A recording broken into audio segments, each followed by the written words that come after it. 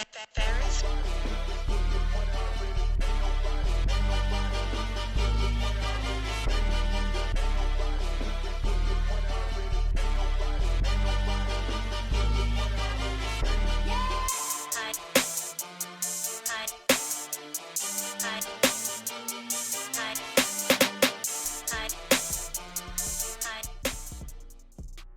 it do, y'all? It's your host, Big Paypa. And today I'm here with Miss Letitia Scott-Jackson. Miss keeping families connected. And I mean, she's doing so much in the community. When I say so much, when I start researching her, I started looking and seeing she was from Cedar Grove, Louisiana. I started seeing all the stuff she had for us, books, all the programs she got going on, where she coming out of her own pocket helping people, man. And that touched my heart. You know what I mean? So I just want her to give me her story, tell me how she got started so I can soak up the game and try to learn from it. Right. First of all, I want to thank you for having me on your show. I really appreciate it. I always tell people, people say, oh, we never heard of you, we don't know nothing about you, but I don't do what I do for recognition. I am working on a docu-series about my life where it's going to be in episodes and things like that. I'm waiting on God to just allow that to manifest, but I don't do what I do because I want people to see me. I do what I do because I wish someone would have done for my daughters what I'm doing for other people when I was in a situation where I couldn't help my children. So I am Letitia Scott-Jackson. I am the visionary of Keeping Families Connected. Keeping Families Connected is a nonprofit organization and we are 501c3 accredited, but we're not government funded. We're God graced funded because I use my own money, and some people do give me donations. So for those people that do, I love you and I pray that God blesses you abundantly. But for the most part, 90% of the proceeds that goes to my nonprofit comes from my allowance. My husband makes money. He's a financial consultant, so he gives the church 10% of what he makes, and he gives me 10%. And believe it or not, I've been doing this now, January the 15th, made 8 years. And so we're in our season of new beginnings. And I'm also a published author, 3-time published author. I'm a life coach, a real life coach. I tell people all the time, they say, oh, you're a life coach? No, I'm a real life coach because I give people real life principles. Right. And real life stories from real life people. Is one thing to coach people, but it's another thing to coach them and help them get out of situations that they are looking to get out of. Sure. So I give people away. I tell people all the time, I don't just give them God, because what good does it do me to give you some biblical principles or any principle and I don't give you a way out? Right. So I always give people ways to make daily dollars. Because that's what I did when I was a hustler. I never used a drug, never took a drink in my life. Never wanted none of that because I felt like I was already crazy without it. But being a drug dealer when I was younger and being the daughter of a preacher, my daddy was an A&M preacher. He was an A&M preacher, so he didn't play. I came up in the A&M church. Yeah, they didn't play no game. No game. And boy, they were so repetitious, they got on my last nerves. Come on now. Listen, my daddy bought me a violin one time, and he made me play it at church. I'm a musician too, so I play all instruments strictly by ear. Right. So he had me playing this violin every Sunday. We play Amazing Grace and What a Fellowship. Them same songs they sang in the A&M church every Sunday. Baby, I gave that violin away and told him somebody stole it. Then on his deathbed, he says, my nickname is Chucky too, y'all. It's been there since I was born. And so he said, Chucky, you think I believe somebody broke in the house and all they stole was your violin? That was the day he died, which was in 2003. And all them years he kept it. He knew I gave that thing away because I was sick of missing it.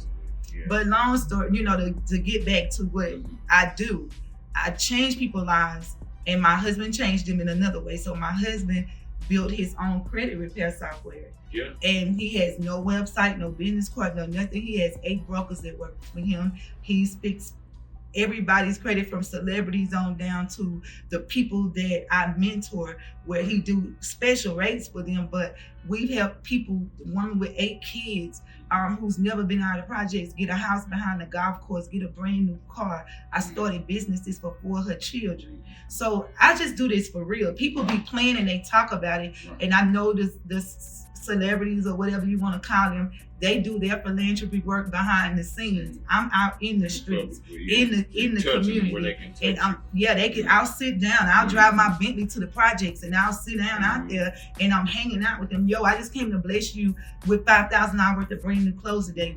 And I only started just to do prison trips because nobody brought my daughters to see me when I was in prison. How long did you do when you was in there? Well, okay, the first time I went for something I did do. Okay. You know, I always have to make people know the real. Tell me about the lifestyle.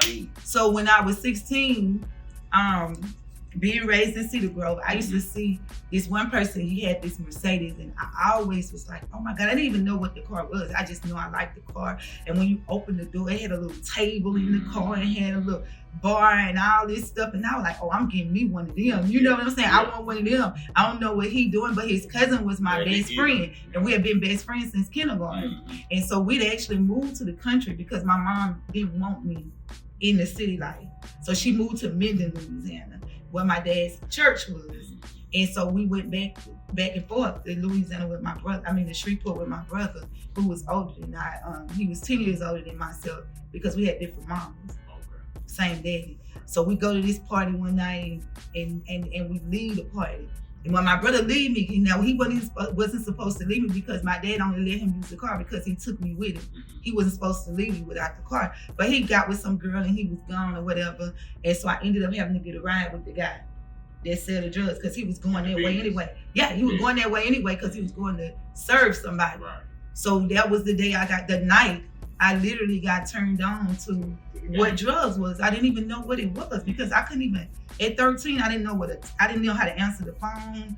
I couldn't, do nothing because my dad was so strict. Yeah. And I was an honor roll student, ran track, played basketball, I played keyboard, piano, and all of that stuff. So I was the pianist for his best friend's church. So once you got a taste of the game, like you just went away from God? No, I had to fake it to make it because my dad was the preacher.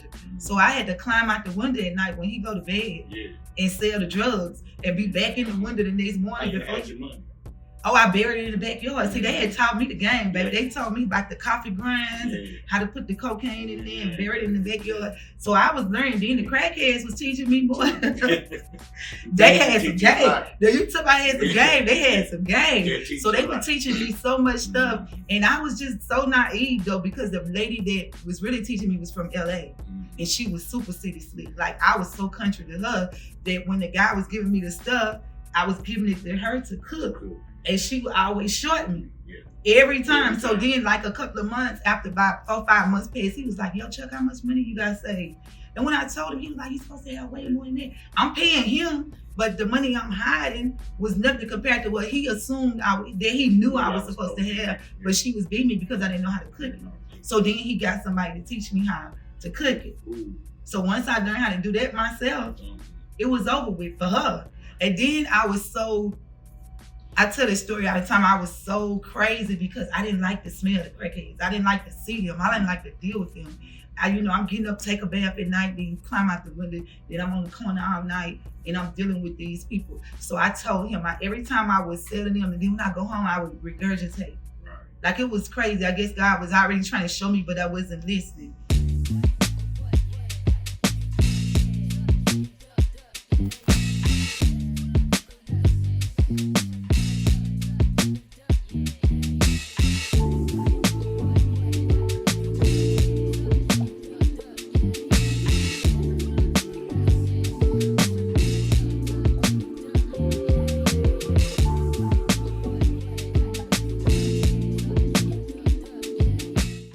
So I told him, I was like, yo, I don't want to deal with them no more. I don't think I'm going to be able to do this because this is gross. It's grossing me out. And I like the money, but I don't like dealing with them people. So when I told him that, his thing was, okay, you don't have to deal with them no more. I'll give you the stuff to sell to the people to sell to them. And so that's how it ended up turning out. And then I started being real sick. I started watching how everybody moved, him and everybody else. So I ended up dealing with some people in LA, and then I started getting it from some Colombians. So I would take his money and flip his money and flip their money. I was flipping everybody's money. Yeah, so that's what I started doing. And so when I got ready to graduate from high school, My mom and dad never knew. My dad, in his eyesight, So I did. how much money do you think your dad saved once you got the plug with the Colombians and all that from the game? Oh my God, let me tell you, I didn't even really have over 100,000 saved because guess what? I got robbed twice. Was it from family? No, it wasn't from family. I helped myself get robbed. Yeah. Like I went to Houston to re-up with somebody else's money and put my money with it. And when I get there, I dialed the wrong number. And I told the people how to rob. It was Colombians that answered the phone like, yo, you don't remember how you picked me up? Come pick me up and then you drop me off at McDonald's. I gave him the whole school. Play. Oh, in Bel Air. Yeah. So like, yo, you drop me off, then you go down the street to the club, the city of Bel Air, and then you get it and you bring it. That was so dumb of me. And so they left me at McDonald's and never did come back. No, and I had left my car over by Acres Home, so I didn't have no ride back to my car. And the cab driver didn't want to take me over there. He dropped me off halfway. Yeah, so I called my daddy, the preacher, and I'm crying. He didn't even know I wasn't even in the city. So I'm like, yo, they robbed me. I feel like I want to kill myself. I said, I'm about to walk out in front of this moving bus because I thought I was too smart for that. Like, oh, I'm dumb really right now. So he paid somebody to drive him to Houston from Louisiana and picked me up, and he drove me all the way back, and I cried all the way back like a little punk. I just cried. I lost my money. I was mad. I was mad because I lost my money. Yeah, but that's what happens when you live. Like people think I've never seen a successful drug dealer retire from just selling drugs. You're either gonna have to invest the money, do something positive with the money, because it's either jail or it's the graveyard.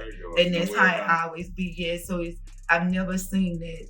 So your first charge was a state charge? No, let me tell you something. Okay. I tell people all the time, I was never doing nothing to go to state jail because I didn't like to deal with the state jail people.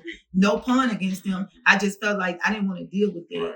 So I always say if I'm gonna do it, I'm going to do you bet. Yeah. So my first choice, my offer was life in federal prison. So the scariest thing you ever seen was Jumping versus the United States of America? Yeah, kind of, but you know what? Right before that, I got busted again. Prior to that, I got busted with 3 kilos of cocaine. While you was on trial? No, before I ever even got, they secret indicted me on my charge. Okay. But I got busted in my dad's house. I just told you I thought I was smart. Mm-hmm. So I would hide my drugs in his car because he was the preacher. Mm-hmm. Like, oh, yo, if they come there, never search his car. I'm in his house. I got the drugs taped up to the bottom of the cabinet. I got the 3 kilos in the trunk, $5,000 worth of rocks in the back. So I thought I had it going on. I thought I was smarter than him. Right. And so this particular day, a guy that I had been dealing with, the people had already got him. So they told him he had to set me up. And he was only coming to buy 5 ounces. But I had just got back from re-upping. Little did he know. So my dad was going to take my mom. And by the time the guy didn't want it, for some reason, I guess he was trying to get him time to get there because he came in first and he was like, oh, I changed my mind. I'm going to go get him from so-and-so. He going to sell him to me $1,000 cheaper. I was like, well, why you ain't get it from him? You been getting it from him then. And you come, it didn't really dawn on me. I was 7 months pregnant with my son who's deceased now. And so, my dad comes in the yard. By the time he pull up in the yard and he get ready to walk through the door, the police pull up. All these police cars, and they just push him in the house and throw him down to the floor. And I'm sitting on the couch. Right. And my dad took the charge. And they gave him, he thought he was going to get probation because he was a preacher. But they gave him 15 years. No, state. That's crazy, right? Crazy. And so when I found out that they were giving him that time, I was like, no, let me take my own charge. I can do it, I'm young. He was like, no, you're too talented. You got all this talent. You can draw, you can paint houses, you can do everything. I can do everything with my hands. Write songs, rap songs, make beats. He was like, you use your talent and do something different. So I was like, okay. Then I started right back. Then I would be going to see him every Saturday. I would leave church, choir rehearsal, and go straight to the prison. And one day he was like, Chuck, I'm begging you, stop selling drugs because you're going to get life in prison if you don't. So like, okay, I tried to stop for 2 or 3 weeks. It didn't work. So anyway, that's because that's what I wanted to do. It wasn't that that's all I knew to do. That's all I wanted to do, right? And it's a difference. A lot of people can't even survive now in the world because I got cousins who were kingpins that have been to the feds 3-4 times and got out. And then they're 60s now, and that's all they think they know to do. And I done gave them ways out. Gave them new business plans, gave them new hustles. But every time, it's like they resort back to that. And I thank God that it's definitely psychological. It's a psychological. Always resort back to that. It's something you ain't fixing. Well, it even the thing is, I can for the game. I was in the game, but I look at like merch like work. But here's the deal. That's all it is. For them selling drugs is being a business owner. You gotta buy something in wholesale. You gotta buy it wholesale, and then you turn around and sell it retail. Yeah. So if I was buying a kilo for $17,000 or $18,000, and I make $30,000 off of it, I done made a $12,000 profit. If I buy a shirt for $2 and I sell it for $20, I just made an $18 profit. Yeah. I tell people all the time, I don't do what you do, but I can tell you how to do some things that'll get you. I tell people all the time, baby, I used to flip my food stamps. Yeah. This is not legally. So don't be tripping, y'all, because I didn't do it illegally. I flipped them legally. I didn't know how to cook. This is the truth. I didn't know how to cook. I learned to. This is because my daddy used to laugh at me all the time. Like, you ain't gonna never get no man because you can't cook. I ain't care no way. Everything. I ain't care. I was like, oh, no, it didn't matter to me no way. So I pay somebody to cook it. But long story short, I couldn't cook. So when I got out the fast the first time, I ended up getting secret indicted. Let's go there first. Okay. And when I got secret indicted, I was already on the run because I had funded out on $100,000 fund in the country. And I was like, I ain't going back. They can catch me when they catch me or whatever. So they clicked up with the people from Menden and Shreveport and all of them. They done got together. So they like, oh, we going to get her for real this time. My daddy is already sitting in prison for me. And my brother was in prison with my daddy at the same time. I started him to sit in prison. Yeah. And he older than me. Yeah. But they both were there at the same place. And so when they indicted me, they the man said to me, my lawyer said, I can't take your money because they're gonna give you life. They just not offering that life in federal prison. And I was only 21. And I was like, are you serious? I got 2 kids, a daughter and a son. And he was like, yeah. He said, so I'm not gonna take your money, I'm just use that money and buy your kids Christmas stuff and help your mom with your kids. And he was from New Orleans. And so I was like, okay. And so I told my goddaddy, he's a preacher in Louisiana still to this day.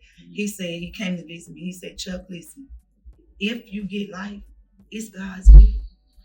And you just got to roll with it because you took the hands that God anointed and you sold drugs and you hurt people's families. So it is what it is. And I'm used to crying and throwing no pity party. Toughen up, you Chucky, do what you do. It is what it is. We're going to pray for the best because God can do anything. And on my dad's sentencing, they lost the records. Federal court, they don't lose no records. They couldn't find them, but I was on a 30-day speedy trial. Right. So they had to sentence me that day because it was the 30th day. God just worked it all out. So instead of getting life, I got 13 years. 5 years in, 6 months boot camp, 8 years supervision. Right. So that's how it went. That's how it went. And when you came home, everything changed. It was gone. My mom died at the end of my sentence at the age of 42. So she went to have a hysterectomy and didn't know she had cancer. She died. My dad was still gone. And my mom had married the deacon from the church or something. So it just wasn't working for me. I was just like, I was depressed. Like, what in the world am I going to do now? And so came home and met this guy from New Orleans, and I married him, and I had 3 kids for him. And so that didn't work because he wasn't a go-getter, wasn't working. Yeah. So I just started doing it myself, and I started a tax company. I went to church one morning, and the preacher laid hands on me. I've never seen this preacher in my life. He was a prophet, and he said to me, "What do you want to do?" I said, "Well, I'm thinking to myself, my rent due. I'm about to get evicted. I got these kids and I'm by myself, single parent. I can't go back to selling drugs because I don't have nobody watch my kids if I go to prison." That's all I ever thought about. I got my kids. And then my judge already said, if you come back before me, you get life for real this time. Federal judges don't retire. They died out. Yeah. So even when I got wrongfully convicted in 2011 and I was living here, when I went to Louisiana for my court hearing, same judge when I was 21. And he was tripping. He was like, oh no, he was going off on me. I was like telling my lawyer, had a paid lawyer, like, yo, tell this man I ain't been in trouble since I was 21. What you mean? Oh, you blah, blah, blah, blah, blah. So he wouldn't let me talk. And I knew I wasn't wrong. I owned a company. Someone committed a fraud against my company. And this is for everybody that watches this podcast. Let me tell you something. I have a book that sits on my desk in my office at my house. And the name of the book is 3 Felonies a Day. You seen it? Yeah, 3 felonies a day. Everybody in the world, I don't care who you are, you commit 3 felonies a day unknowingly. So it could very well be you. You're not exempt. I don't care who it is. And so we went through the court thing and they sentenced me to 18 months. And I hired an attorney from New Orleans, an appeal attorney, and I won the appeal. But I won it at the end of the sentence, but it doesn't matter. My license got reinstated. I proved them wrong, but I went through a lot, because my son had recently been killed. My dad got out and he died. My mom died. My grandmother died. So the 4 people that I love the most in my life all died back to back. So God was showing me then that I'm just giving you a new way out. So when I came to Dallas, I came with an air mattress, a TV, and my daughters, and all clothes. That was all I had, and a rental car. So then to go back to the feds in 2011, come home in 2013, and my husband, of course, because when I married him now, I put him on my paperwork. So he guilty by association. You know how the feds work. So we ended up going to federal prison on the same day in 2 different states. What? Unknowingly. I went for a court hearing, he went for a court hearing. And they locked us up. And we didn't see each other no more till 2015. He got out in 2015. I got out in 2013. And by the end of 2018, God made millionaires. Can't stop it. You can't, God has a way of taking, he took, and I wasn't bitter about it. I wasn't, at first I was upset because nobody would, because let me tell you what I did do. And I'm not trying to put the churches on blast, but people always talk about the church. I've been in church all my life. The church is not the building. The church is in you. What God's love is always supposed to be in you. So I don't care if you don't go to church. Real is rare. I just want to meet real people. I don't want to deal with no fake people. I say it all the time. I'd rather be fake and rejected than real and accepted. Kick rocks. I don't care. And I don't care if you don't like me, because what you gonna do?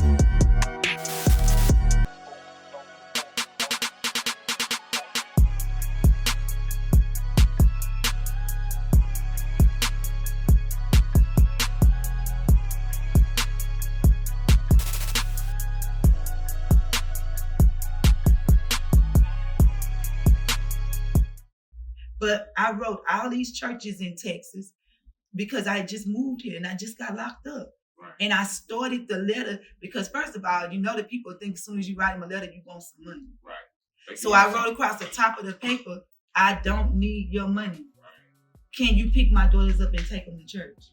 Not one church wrote me back. That's why I wrote that book, What a Real Church Folks Says. And it's a play, it's a stage play. So it shows you how people be acting, but at the end, it shows you that God's got some real people that's still genuine, that do genuinely care. Real is rare.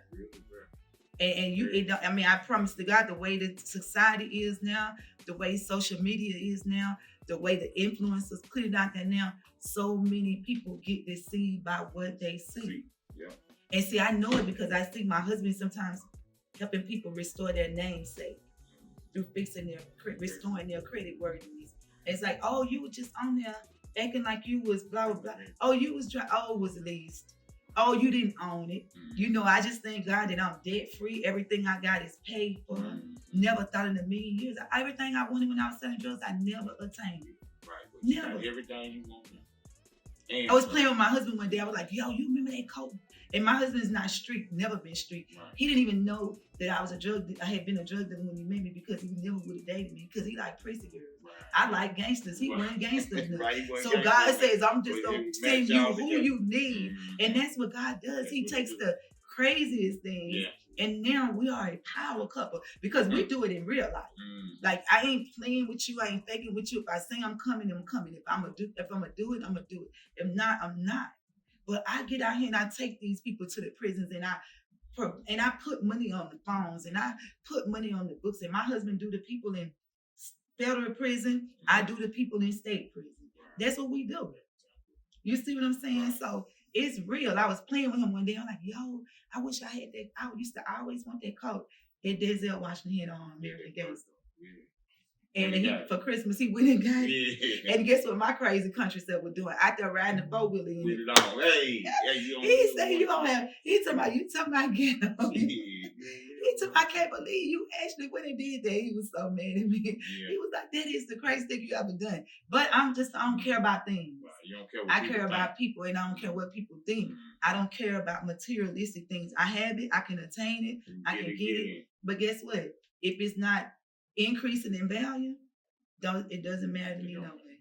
So I'm all about teaching people to be credit worthy, to be respectful, to have that king and that queen that you really want and know how to keep them when you get them, and to teach you how to make some daily dollars and to respect what God bless you with. Because I always tell people this: whatever you respect in life, you'll attract it. If you broke, busted, and disgusted, and you don't understand why, it's because you disrespect what God blesses you with. And until you learn to respect what you're blessed with, you can never keep it. And that's what's real.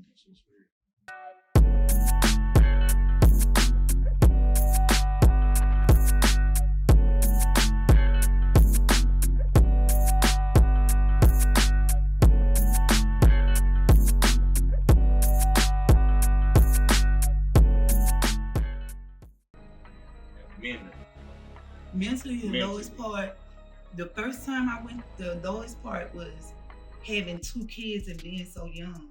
And my mom not being able to afford to bring them all the way from Louisiana to Houston because I was in College Station in Bryan, Texas. And I saw so many people, you go in and you looking at these people and you're like, oh, I saw her at church, because in the days back then, we could all go to church together and the visitors could come to church. But then you seeing people at night, women going with women and they got husbands, and then they fighting and they bleaching your clothes and putting pillowcases over your head and beating you up because they mad because you done something crazy. You know what I'm saying? I've never been scared. Right. So, I mean, I've always been to myself. So I didn't have to deal with all that kind of stuff, but just to see people getting taken advantage of, getting used, playing women out their money, having folks sending money to their books from home because you didn't blackmail them or you threatening them. They doing dumb stuff. So that part of it, I definitely didn't like. But my worst part of my first sentence was boot camp. Boot camp? Oh, yeah. That was a federal nightmare. Yeah, Listen, you want to talk about a federal nightmare? Yeah, too.